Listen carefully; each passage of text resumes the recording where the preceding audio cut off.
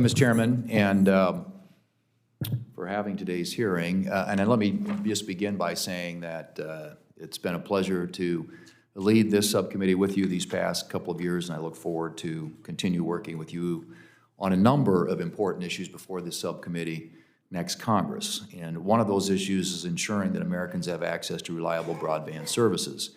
The expansion of these services to more rural areas has long been a priority of mine here in the United States Senate. And since March of 2020, Congress has allocated billions of dollars for broadband-related services through COVID-19 pandemic relief packages, and most recently through passage of the infrastructure bill, which provided broadband funding at a price tag of over $64 billion. The nearly $80 billion for broadband-specific projects, on top of the billions of dollars the FCC disperses annually under its Universal Service Fund, is an unprecedented amount of money. The good news is that for those areas where certain connectivity challenges remain unresolved, this funding, in addition to the sustained investments made by telecommunications providers across the country, should help close the digital divide. The bad news is that this funding is spread out over 15 separate agencies and 133 programs, with the lion's share of the funding going through NTIA. This is deeply concerning. As I argue in Congress was debating the infrastructure bill, NTIA has previously fumbled attempts to bring broadband access to more communities. Back in 2009, the stimulus bill allocated $4.7 billion to NTIA to expand broadband access in rural and underserved areas. It didn't go very well.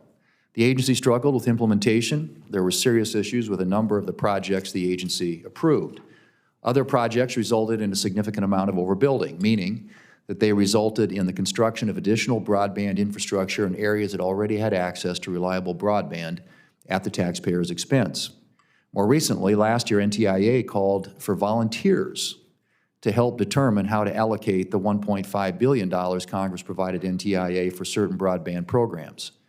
That's unacceptable. And I'm afraid without stringent oversight, NTIA will make, and has already made, the same mistakes when managing the $42.5 billion Broadband Equity Access and Deployment Program and Tribal Broadband Connectivity Program. That is why last week I began an oversight effort to review the numerous federal broadband programs. Oversight of how these dollars are being spent is necessary to avoid agencies misusing billions of taxpayer dollars, and more importantly, to ensure the funding is actually going to areas that are truly unserved. If there are changes that need to be made to the various programs Congress has established, we need to get to work to make sure they are as effective as possible and that they work as Congress intended. One such program we've begun work to make necessary improvements to is USDA's Reconnect program. I was pleased to partner with Chair Lujan and Senators Klobuchar and Fisher in introducing the Rural Internet Improvement Act, legislation that will streamline USDA's broadband authorities and target funding to areas most in need. We must also recognize the federal government will not solve the digital divide on its own. It's important we maintain a regulatory framework that promotes investment and allows telecommunications companies to make the kind of choices that have resulted in strong networks. Unlike other countries, broadband providers in the United States were able to keep Americans connected when demands for fixed and mobile networks soared during the pandemic.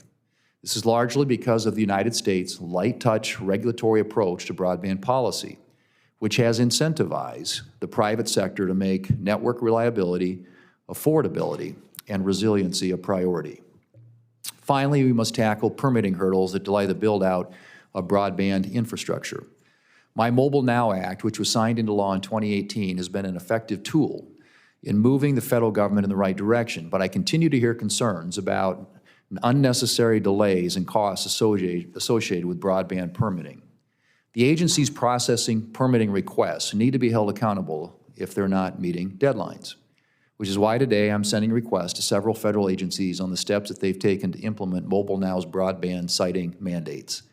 For too long, we've talked about bridging, the digital divide. It's time to actually do it.